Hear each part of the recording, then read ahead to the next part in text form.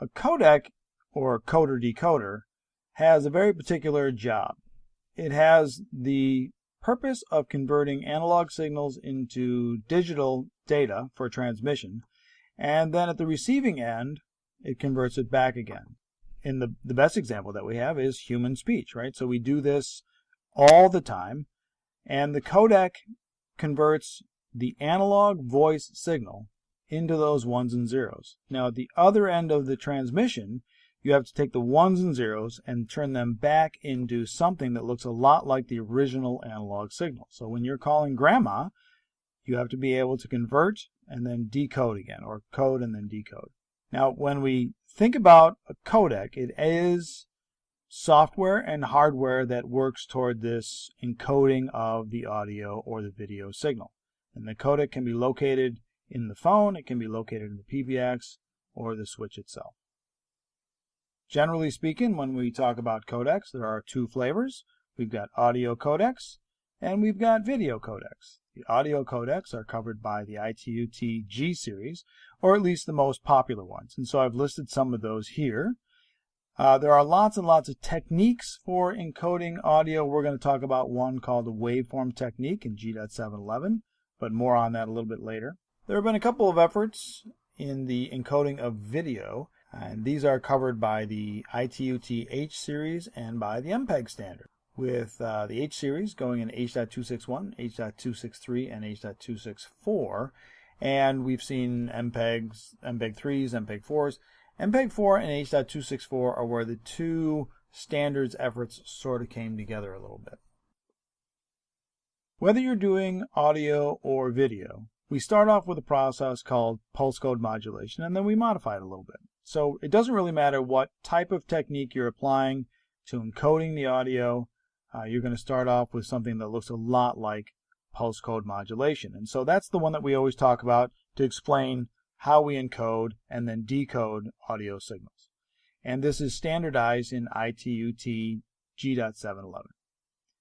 There are a couple of parts to the process. First, we have the sample of the voice signal, and then we have to quantize it or apply values to these signals based on their amplitude. Now, a voice channel or telco system is based on the frequencies that can be generated by a human. So these are, I talk a little bit about these in the chapter in the book. So when we talk about human communication, there are two sets of frequencies that we think about. One set is the frequency that we can hear, and so we can hear up to about 20,000 hertz, maybe a little higher, maybe a little lower, depending on your hearing loss or how good a hearing you have. And then there are all the sounds that you can generate, and the sounds that you can generate are a subset of those that you can hear. So the frequencies that we can generate are about 0 to 4,000 hertz. The channels for communication don't have to be based on what we can hear, they're based on what we can say. You take this voice signal that you're speaking, and you have to now sample it. So now the question is, how do we take samples? Well, sampling just means that you're going to measure what the signal value is so many times a second. Now, if you do it too slow, that is, you don't have enough samples, then you can't accurately recreate the signal. And we actually get something called aliasing. If we do it too much, then you've got a lot of extra data that you're never going to be able to use anyway.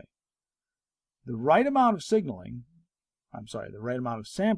comes from Nyquist and Claude Shannon, and it turns out that the right value is twice the bandwidth of the incoming signal. So if the channel is 4,000 hertz, we sample about 8,000 times per second.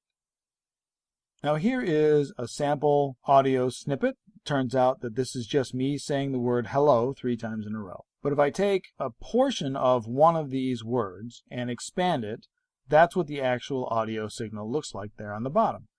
So now what we have to do is so many times a second, we have to figure out what each one of those values is going to be. So if you can imagine a bunch of samples, all trying to measure what the analog signal is doing at that particular point in time. So here is a grid that I'm going to overlay on top of this audio signal. And the red arrows indicate some of the sample values. So all the vertical lines are where I'm going to take sample values. And these red arrows happen to point out problem areas. So the vertical lines are where we're going to take our samples, and we do this a whole bunch of times a second. The horizontal lines are the actual values that we assign to the samples. So here's the problem.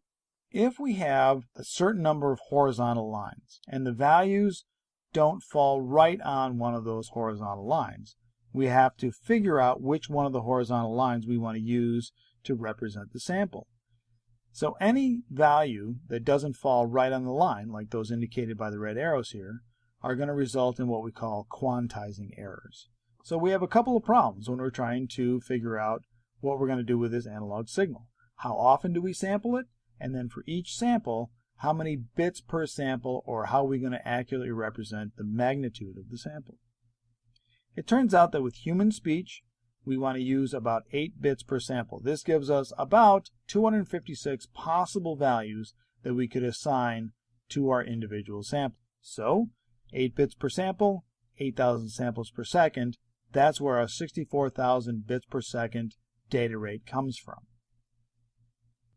So now that we have a basis for understanding how we do our encoding of the audio, we now have to sort of sit back and think about how this really works. All right, so you're sitting there, you're talking on the phone, and your analog signal, your analog voice, is sampled and then quantized, and then the digital data is sent toward the other end. And at the other end, the digital data is reconfigured to recreate the analog signal. Now, I mentioned that there are a lot of different codecs that we could use for this, and G.711 represents this thing called pulse code modulation. But pulse code modulation takes that 64,000. Most other codecs take less data rate than that, or a lower data rate. So which one do you use? So when you're making a codec selection, you have a couple of questions that you have to ask yourself. What are my performance expectations? It turns out that it's very tough to beat G.711 in terms of clarity and performance. But, as I mentioned, it does take 64,000 bits per second of bandwidth. So if you're somewhat limited, and sometimes WAN connections are, sometimes we pick a codec that takes less bandwidth, G.729 for example. Now, one of the other things that you have to consider are the collection of codecs that might be in the system. So what is the source codec and what is the terminating codec? Some codecs work better with others. So if I encode with G.711 and you try to decode with G.729, what does that mean? Sometimes there are losses between codecs, and we call those transcoding errors. Another problem for some codecs is packet loss. Packet loss makes it very, very tough to recreate the analog signal at the other end. So packet loss concealment is a technique that a codec uses to sort of determine or guess what the data was going to be if the packet hadn't been lost. But packet loss concealment actually takes a certain amount of time to accomplish, and so you're trying to fix a packet loss problem, but you're creating latency in the codec. So it's sort of a trade-off. You have to decide what you want to do. Most codecs also include some form of compression, and so we have to ask ourselves, how much compression do we actually need? The last thing we'll talk about today is video. Usually in video, we're sending a series of pictures. And when we're sending a series of pictures, particularly when we start talking about lots and lots of resolution and lots of color depth, then we start to get into big bandwidth. Video is also analog data, and so we start with approaches similar to PCM, but then we have variations on a theme.